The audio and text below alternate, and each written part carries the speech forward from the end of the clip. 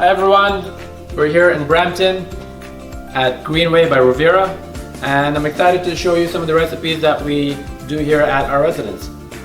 So to start off, we're gonna make apple citrus loaf, and we're gonna head into butternut squash soup. So we're going with the fall theme here, but most of the items are available year long. We have the advantage of living in Ontario, so most of the items are available. We're gonna start off with some green apples, some Granny Smiths. We're gonna start with peeling them. Fun fact about Granny Smiths, they started off in Australia. They were named after a lady named, Anne Smith.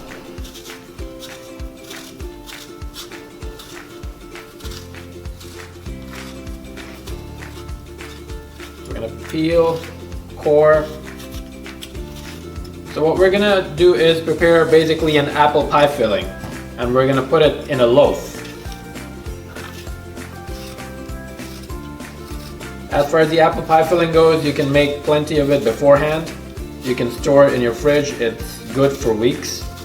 You could have it with a snack. You could have it with a plain loaf or anything you'd like. We're not gonna put a lot of ingredients in this. We want to leave it a little bit on the plain side so we can use it for different things in the future.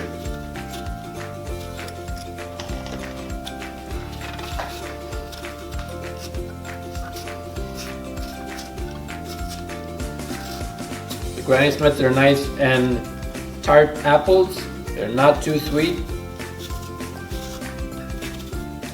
but gives us the advantage of adding as much sugar as we like and sweetening it as much as we'd like to sweeten.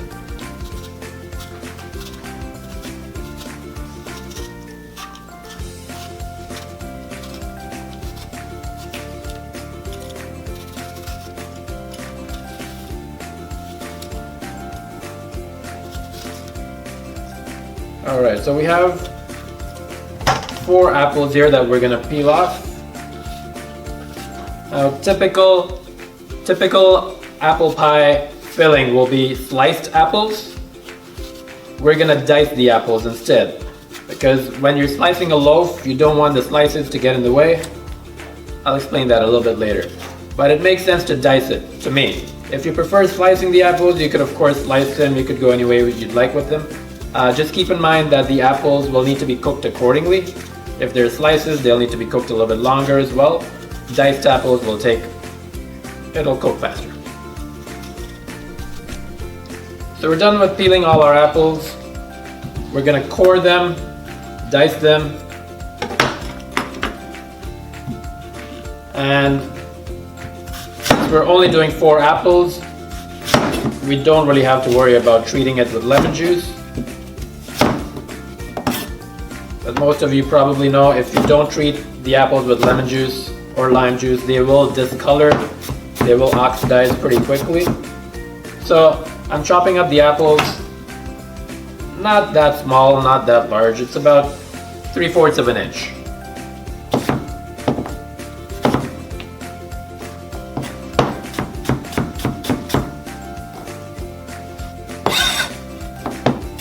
So we're gonna cut up all the apples.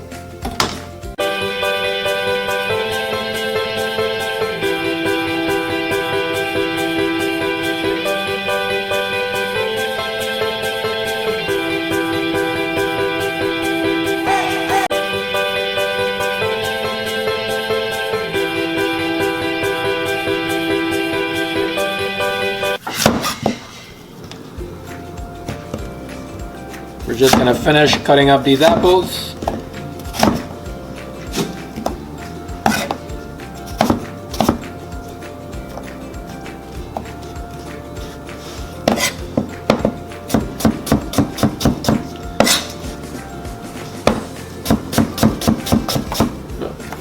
Runaway apple.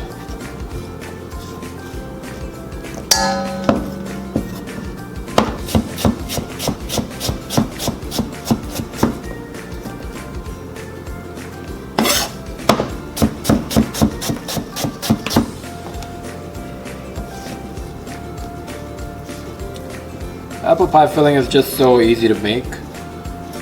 And it's so versatile. You can use it with, you can just spread it on a piece of toast.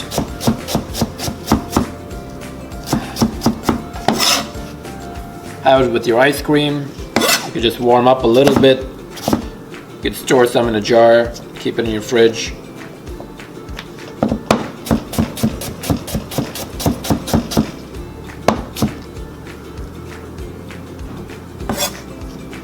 It's a nice thing to have around. So, we're gonna get rid of these from the board.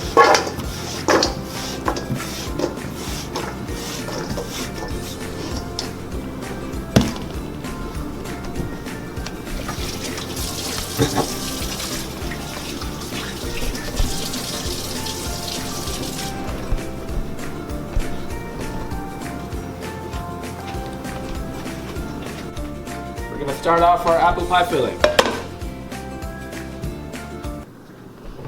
Pretty straightforward. We're going to start off with about 750 milliliters of water. And this water is just cool water.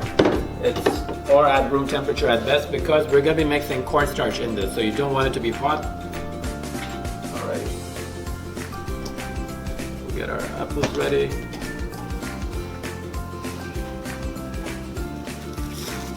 So here we have some cornstarch.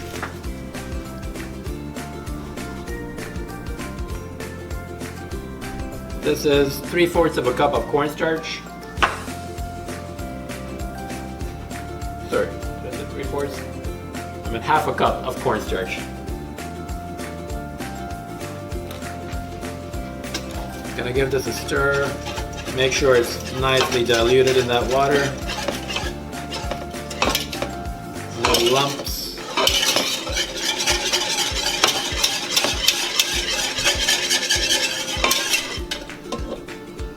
And we're going to turn on the stove. We can put it up on high. Cornstarch only activates when it starts boiling, so we want it to really boil really hard.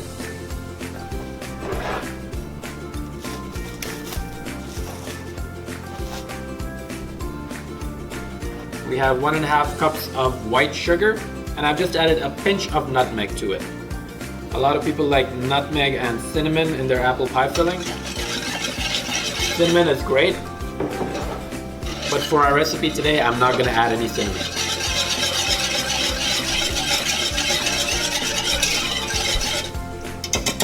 And we're just going to wait for this to boil.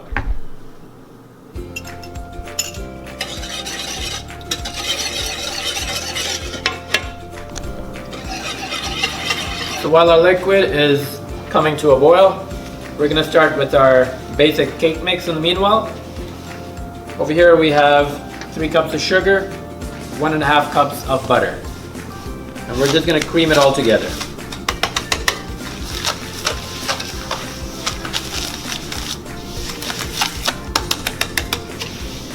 If you'd like to cut back on the sugar, by all means, go for it.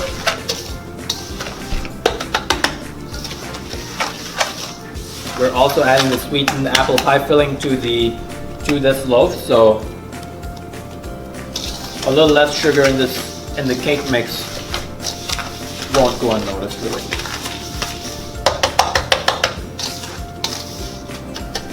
So now that we've mixed our sugar with our butter, we're going to grab some eggs. And we'll drop in the eggs one at a time. I'll just crack them out here first, just to make sure.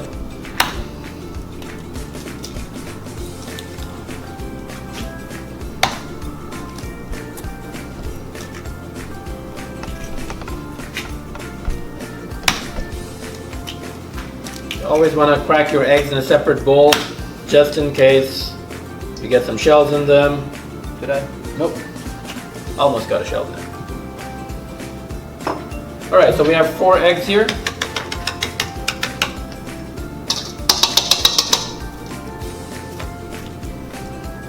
You could drop them in one by one, or what I like to do is I like to whisk them all together separately in a separate bowl.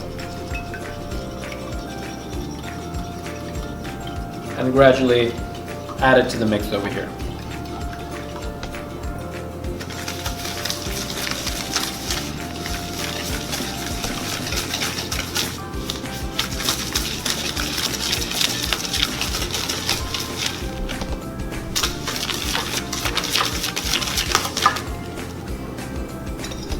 All of the eggs are in.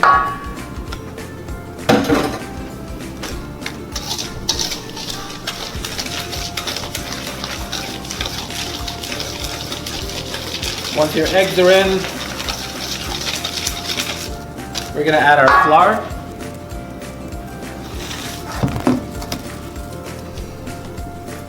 And this is 4 teaspoons of baking powder into the flour.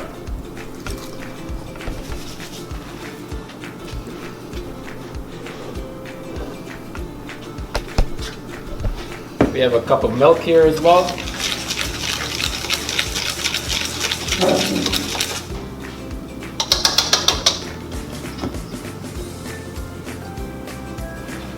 You can mix up our dry ingredients first in here. That's just the baking powder with the flour.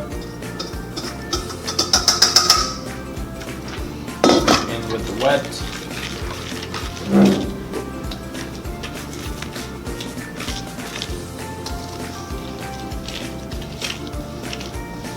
At this point, it's going to be a very thick batter. We're going to go ahead and add our 1 cup of milk.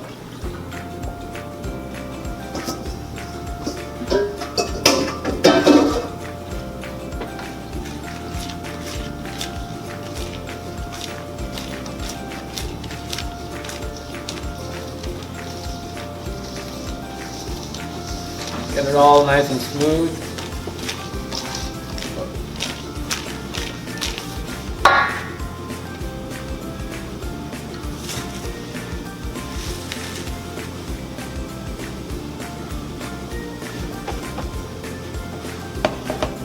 Our cornstarch is coming up to a boil, nice and slow.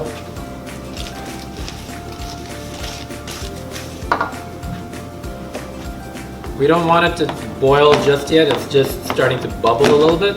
So I'm gonna add in our apples. And because these are diced apples, they will cook a lot quicker.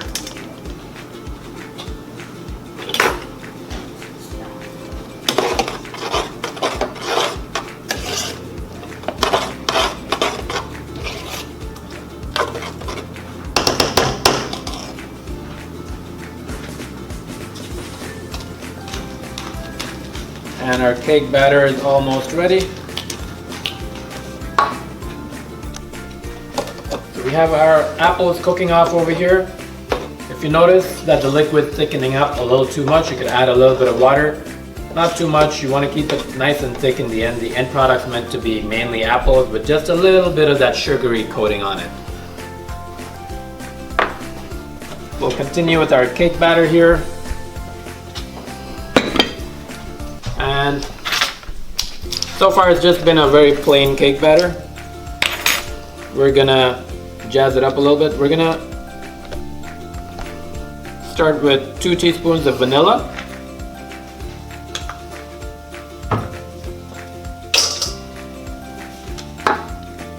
And some pumpkin seeds.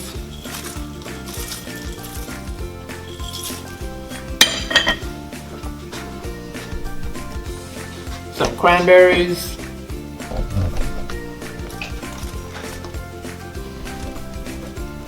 Now how much cranberries you put in or pumpkin seeds you put in is entirely up to you. It depends on how nutty you like it, how fruity you like it.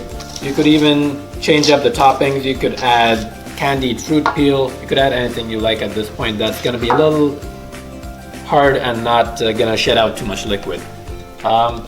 I love orange zest in these, so I don't have a fancy zester. I'm just going to use a grater here and get some orange zest.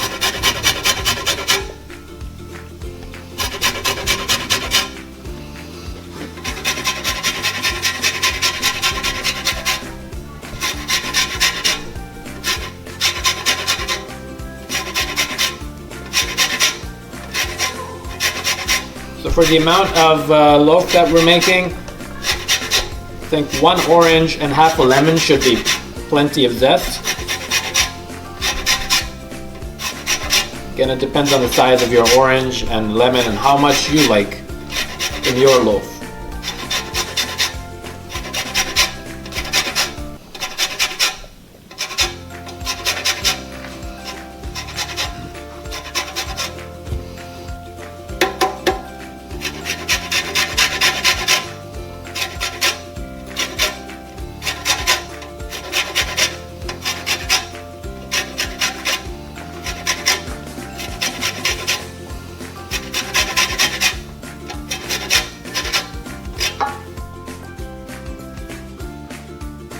Let's get all that orange goodness and lemony goodness out.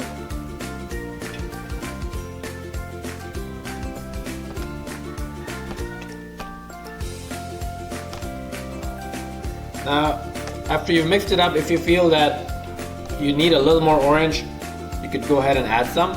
I'm just gonna finish getting the little bit of zest left on this one. I think this is just the right amount for us. Don't forget about your apples.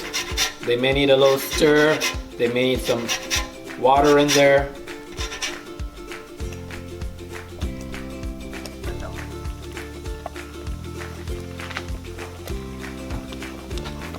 We're just gonna give it a little stir. And it looks like the amount of liquid it's plentiful at this point, so we're just gonna let it boil off a little bit, let it keep thickening. You may want to give it a taste as well. Be careful, it is boiling hot at this point and the cornstarch will stick. So I would suggest taking some out.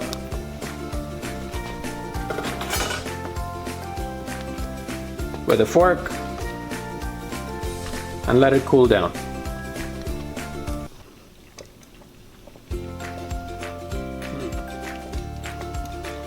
So I think the amount of sugar we have on this is just great. The amount of liquid is a little excessive, so we're gonna let it simmer down. And we're gonna let the liquid evaporate. So we have our cake mix ready. We have some pumpkin seeds, cranberries, orange zest, lemon zest in it.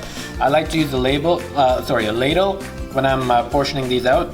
It just gives me an even portion throughout my loaves. We're gonna use some loaf pans. Our apple pie filling has now cooled down. Make sure it's cooled down thoroughly. We cannot use it while it's warm. So, we're gonna use these loaf pans. You could choose to grease them and dust it with flour. I like using parchment paper. Or you could choose to dust them or grease them and use parchment at the same time. I'll show you a little trick with these little sheets. If you stick them in like that, you'll get a few more creases on the sides and you'll have that little fold in there, and the batter kind of gets stuck in there sometimes, and your loaf doesn't end up looking as great. So what I like to do is cut 4 slits in the 4 corners. That way, I'll show you what I mean. So you go outwards at roughly a 45-degree angle. So when this sits inside the loaf, it kind of folds in like that naturally. And it doesn't have any of your loaf getting stuck on the sides or anything like that, because it pretty much forms to the shape of the plant. Or your cups, or whichever shape whether it's a square or rectangular. We're going with rectangles right now, so that's how I'd go with 4 slits on each side. Sorry, 1 on each side. You could even do 2 at the same time, or you could fold them up like so.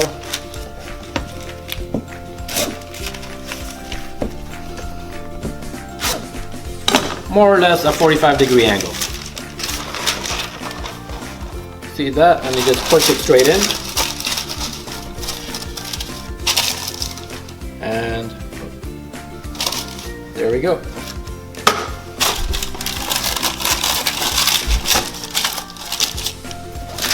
Pretty straightforward.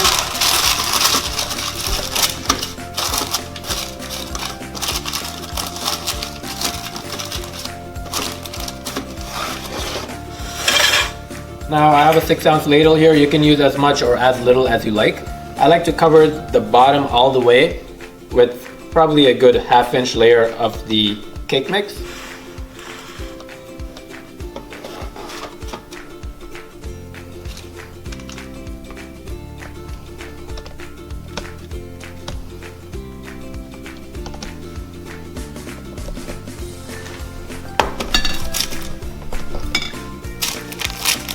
And make sure it's gone down to all the 4 corners, so you may have to slip and slide a little bit, or you may want to do a little bit of this, a little bit of this, whatever works for you.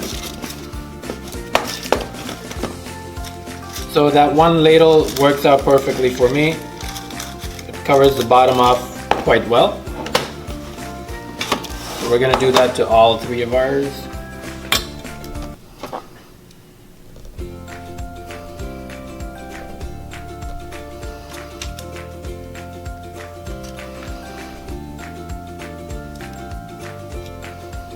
This one just needs a little bit more.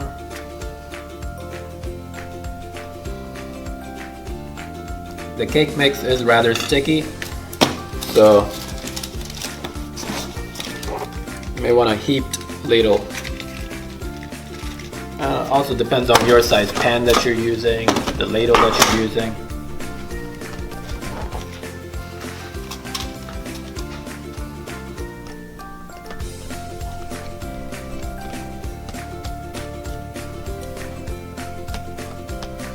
Alright,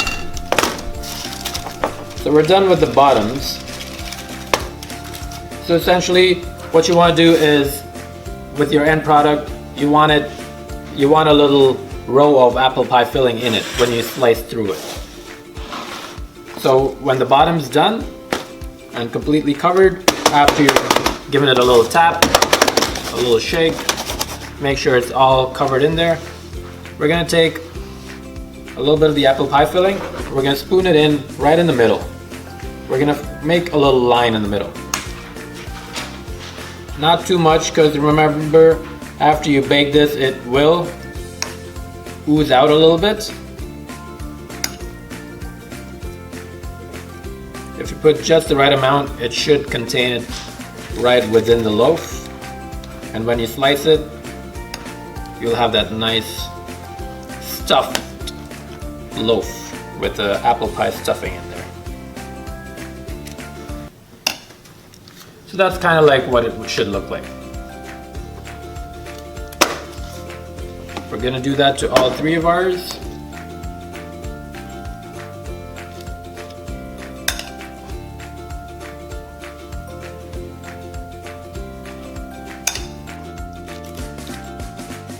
And we're going to finish off over here.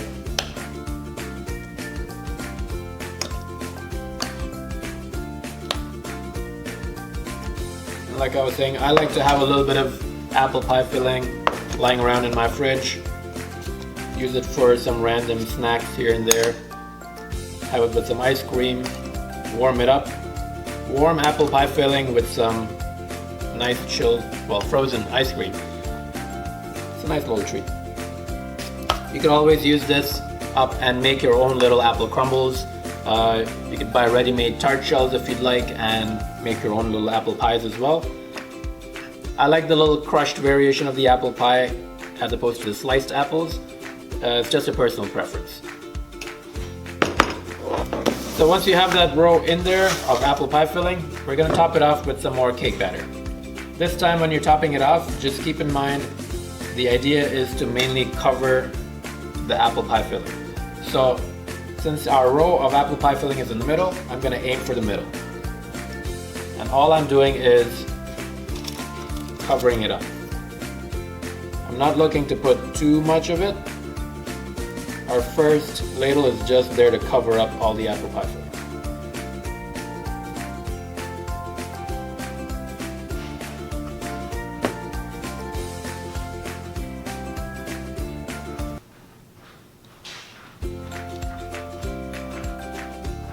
And we're going to ladle nice and gentle.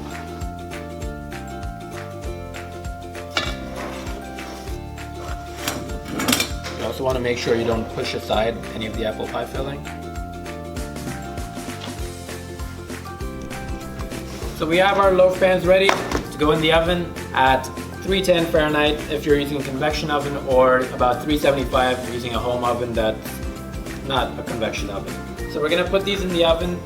We're gonna bake them for about 22 minutes and then give them a little turn. Bake them for another 12 minutes, and just to brown them a little bit, we're gonna put it in the oven at 325.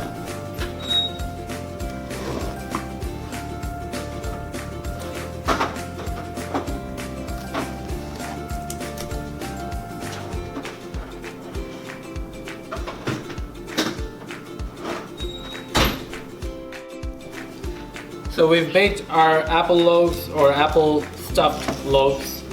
We've let it cool down thoroughly. I suggest cooling down all the way.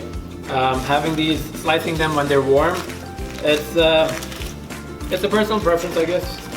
They just slice a little nicer, I feel, when they're cooled down, but they do taste nicer when they're warm. So we're gonna slice this up.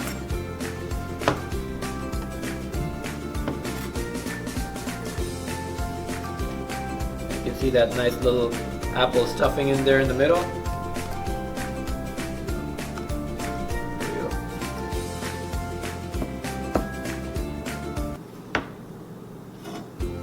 Not too much, just the right amount.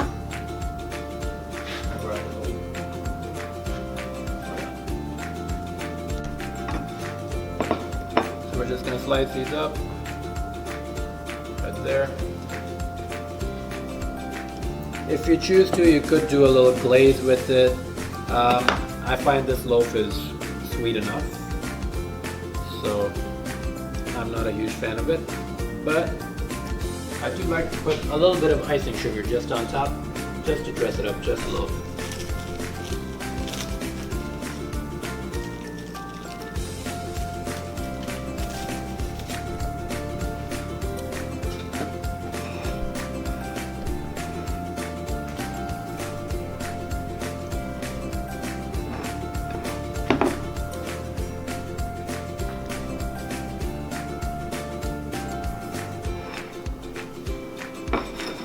And there's our apple stuffed loaf.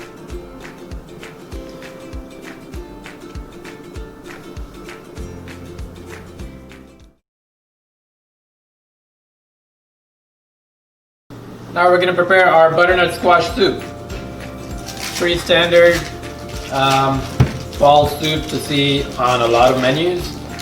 Very simple to prepare and fairly quick as well. We're gonna dice our onions.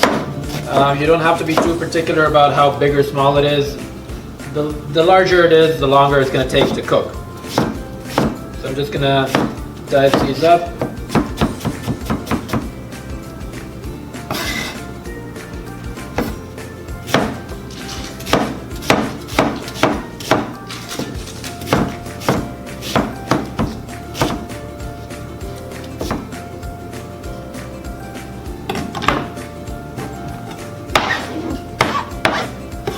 We're gonna get our pot on high. I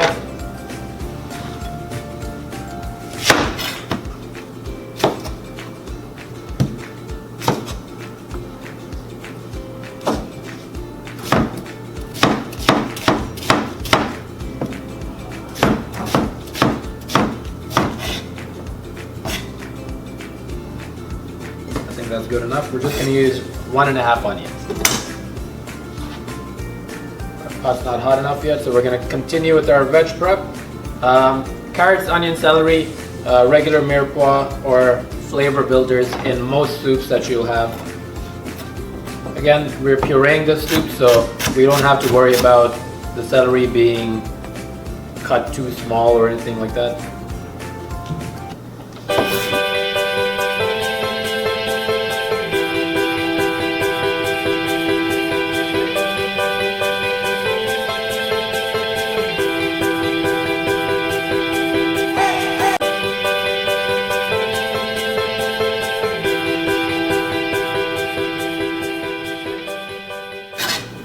Celery and onions, a huge flavor builder in this recipe.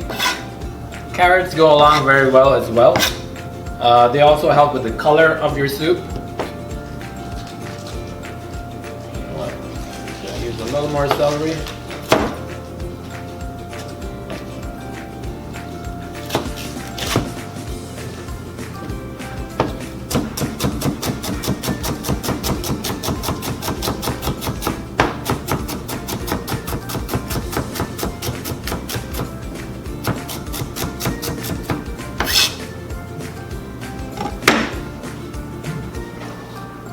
While that's heating up, I'm going to finish off with our veg here. And the butternut squash itself is meant to be roasted. So we're going to use a little bit of TV magic here, but I will show you how to do it.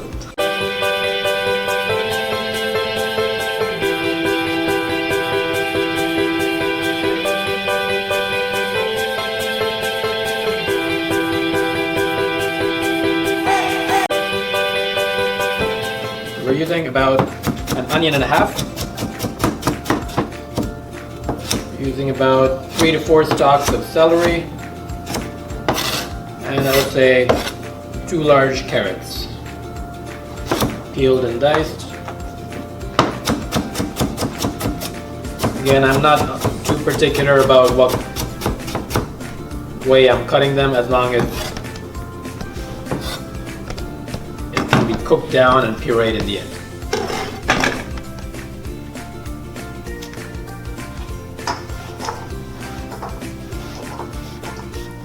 So we're going to work back a little bit. Before you cut your mirepoix, I should have mentioned this. The butternut squash needs to be diced and roasted. Now there are a couple of different ways of doing it. You could even do it whole. So basically, first thing, as always, take your top off, take the tail off. Now you could just go down the middle, top to bottom, open it up, roast them whole, and then you just scoop it out of the shell. So we have our pan heating up. It's nice and warm. Gonna put a little bit of oil in here. We can add our flavor builders, our carrots, celery, and onions.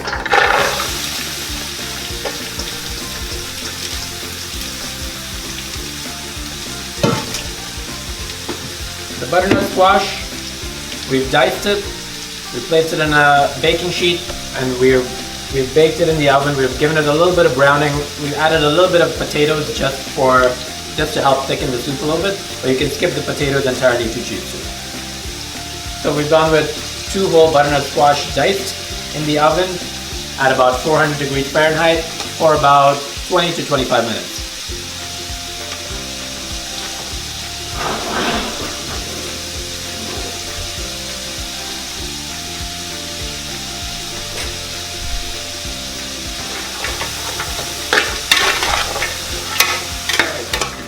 We're gonna get our butternut squash out of the oven.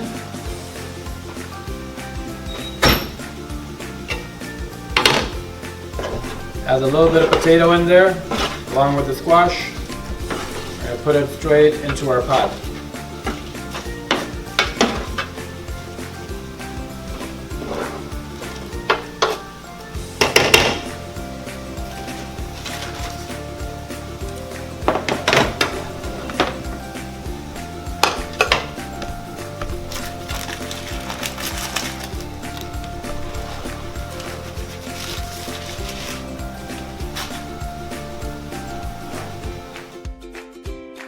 Soup cooked off all the way, and we just pureed it all the way. Now we're just gonna portion it out. I like to finish off with a little bit of a sour cream swirl on top, so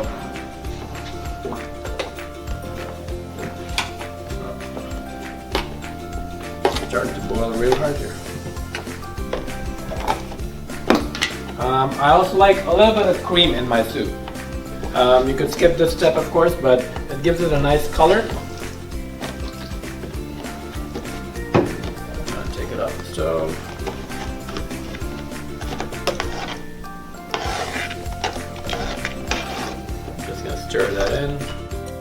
gonna add a little bit of thyme.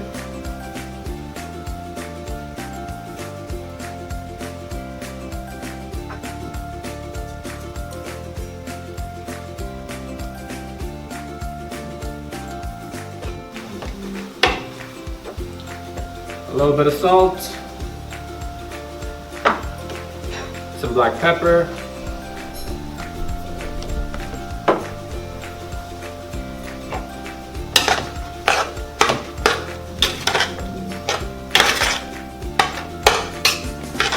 now it's starting to smell real good.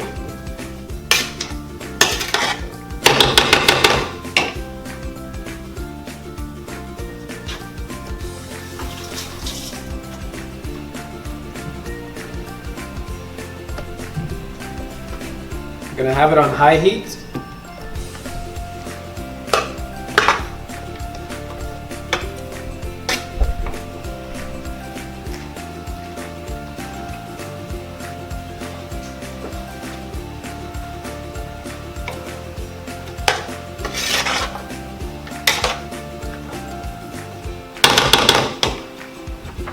I'm gonna pour in 1 liter of vegetable stock or chicken stock.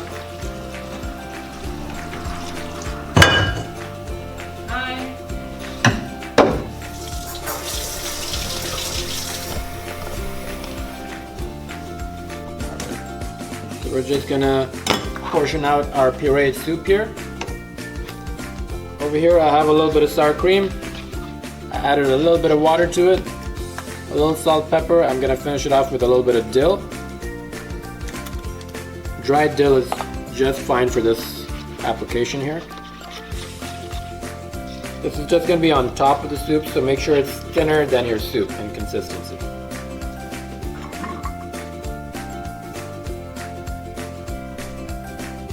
It's a nice, thick butternut squash soup.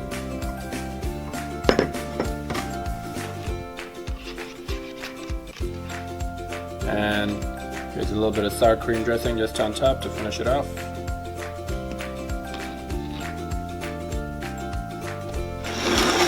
And there you have our butternut squash soup with sour cream swirl.